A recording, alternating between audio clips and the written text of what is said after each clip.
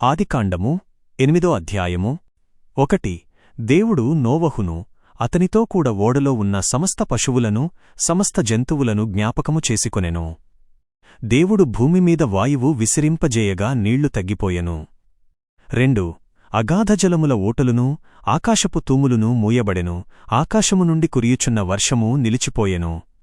3 నీళ్లు భూమిమీద నుండి క్రమక్రమముగా తగ్గుచు వచ్చెను. 180 దినములైన తరువాత నీళ్లు తగ్గిపోయెను.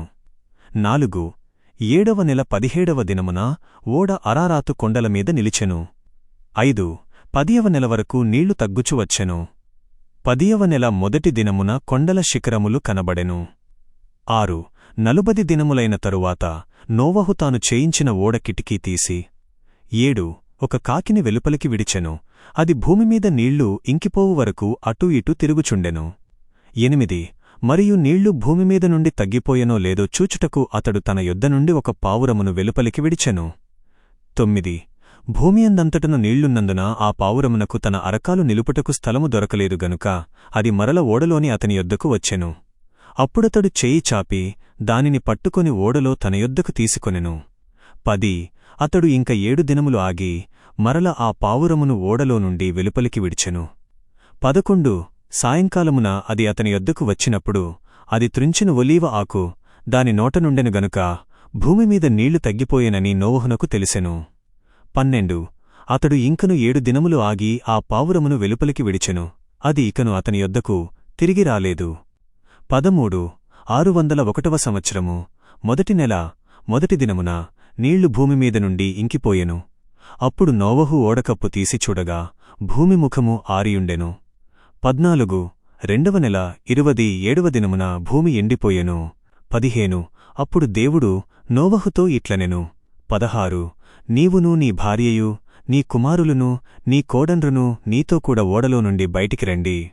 17 పక్షిజాతులు పశుజాతులు భూమిమీద ప్రాకు ప్రతి జంతువును అనగా నీతో కూడా ఉన్న సమస్త శరీరధారులగు ప్రతి జీవిని నీతో కూడా వెలుపలికి తీసుకొనిరా, అవి భూమిమీద బహుగా ప్రబలి భూమిమీద ఫలించి అభివృద్ధి పొందవలెను. 18 అప్పుడు నోవహును అతని కుమారులును అతని భార్యయు అతని కోడండ్రును అతనితో కూడా బయటికి వచ్చిరి.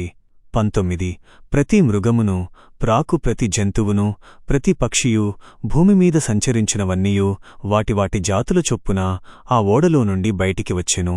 20 అప్పుడు నోవహు యెహోవాకు బలిపీఠము కట్టి పవిత్ర పశువులన్నిటిలోనూ పవిత్ర పక్షులన్నిటిలోనూ కొన్ని తీసుకొని ఆ బలిపీఠము మీద దహనబలి అర్పించెను. 21 అప్పుడు యెహోవా సువాసన నాఘ్రాణించి మనుష్యుని హృదయాలోచన చిన్నప్పటి నుండి చెడ్డది, ఇక మీదట మనుష్యుని బట్టి భూమిని మరల శపించెను, నేను చేసినట్లుగా ఇకను సమస్త జీవులను సంహరించెను. 22 భూమియుండునంతవరకు విత్తనములు వేయుకాలమును కోతకాలమును శీతోష్ణములను వేసవి శీతకాలములను రేయింబవళ్లును ఉండక మానవు అని తన హృదయములో అనుకొనెను.